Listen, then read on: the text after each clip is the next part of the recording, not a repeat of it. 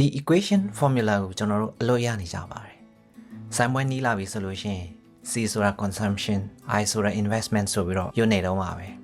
။ဒါပေမဲ့တကယ်မိခွန်းတစ်ခုကိုမေးကြည့်ပါမယ်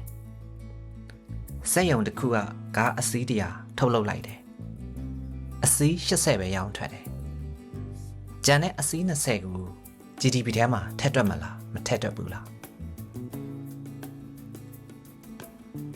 ဒီနေရာမှာဖြေဖို့တွန်းဆုတ်နေပြီဆိုလို့ရှိရင်တော့တင်းရဲ့ GDP formula ကြီးကအလကားပါပဲ။ဘာကြောင့်လဲဆိုတော့ကိုကဒီ equation ကိုကြက်ထားပြီးတော့သူ့ရဲ့ concept ဖြစ်တဲ့ mechanism လဲပတ်ပုံကိုနားမလည်လို့ပါပဲ။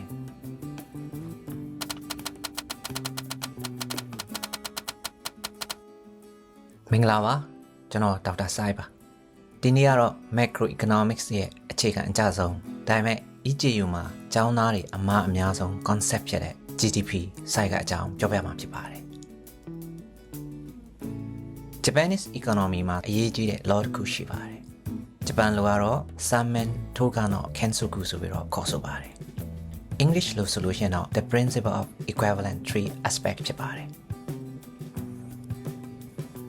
သူရဲ့အတိတ်ပဲကတော့စီးပွားရေးတစ်ခုကိုရှုထောင့်၃မျိုးနဲ့ကြည့်လိုက်မယ်ဆိုလို့ရှိရင်တန်ဖိုးအားလုံးကတူညီနေတယ်ဆိုတဲ့သဘောတရားပါပဲ။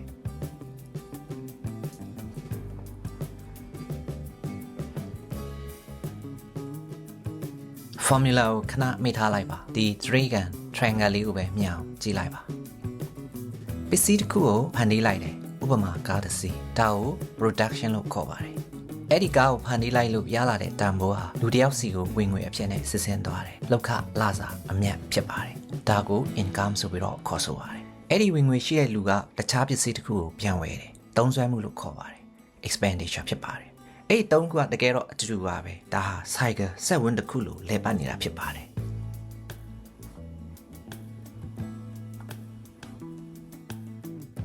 ပိုပြီးတော့ရှင်းလင်းအောင် baker မုံဖုတ်တဲ့ဥပမာနဲ့ကြည့်ကြည့်အောင် baker တယောက်ကပေါင်မုံတစ်လုံးဖုတ်လိုက်တယ်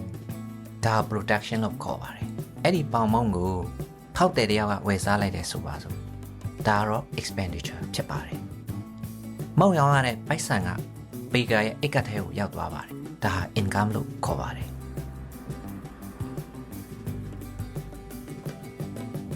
တွေ့ပြီနော်ခုနပြောတဲ့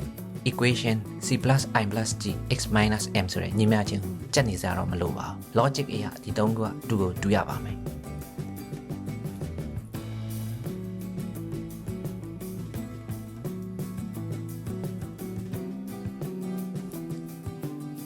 ဒါဆိုရင်စောကကားအစီးတရာမေးခွန်းပြန်သွားကြည့်ကြအောင်ကားအစီးတရာထုတ်လုပ်လိုက်တယ် production equal to 100ဒါပေမဲ့အစီး80ပဲရောင်းရတယ် expenditure look like 80အဲ့တော့ expenditure နဲ့ production မညီတော့ဘူးလား GDP က100ဖြစ်မလား80ဖြစ်မလားအဖြေအမှန်ကတော့100ဖြစ်ပါတယ်မညီမျှတဲ့ကား20ရောင်းမထွက်တာ economics မှာဆိုလို့ရှိရင်တော့inventory investment လို့ခေါ်ပါတယ်ဆိုလိုတာကတော့ company ကကိုပစ္စည်းကိုကိုပြန်ဝယ်လိုက်တယ် investment လို့ယူဆပြီးတော့ expenditure စင်းထဲမှာထည့်ပေါင်းလိုက်တာဖြစ်ပါတယ်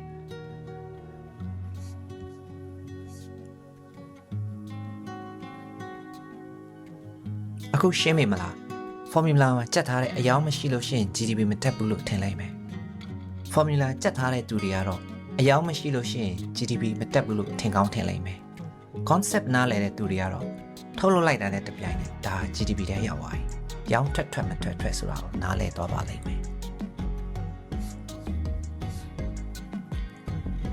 နောက်ဆုံးအနေနဲ့ခုနကကြက်ထားတဲ့ C + I + G ကိုပြန်ကြည့်မယ်ဆိုလို့ရှိရင်အဲ့ဒီ formula expenditure ဘက်ချမ်းကနေတွက်ချက်ထားတဲ့နည်းလမ်းပဲဖြစ်ပါတယ်။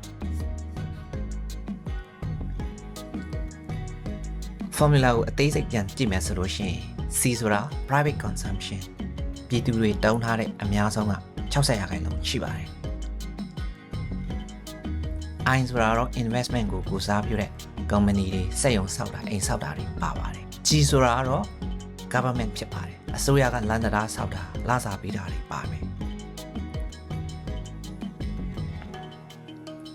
X ဆိုတာတော့ export ကိုကိုစားပြုတဲ့ M ဆိုတာတော့ import ပါ။အဲ့နှစ်ခုခြားနာခြင်းကို net export နိုင်ငံခြားကိုတင်ပို့တာဖြစ်ပါတယ်။